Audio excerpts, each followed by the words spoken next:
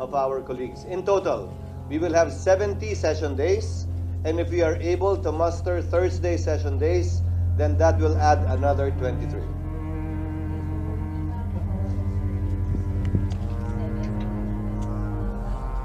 Well, gaya ng sinabi ko, hindi naman sila palaging wala at mawawala. Dahil alam at nalalaman naman nila ang trabahong kailangan at patuloy nilang dapat gampanan dito sa Senado.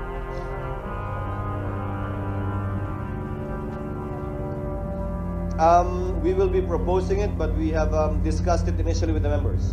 But we will be proposing it formally within this week. Yes, so far.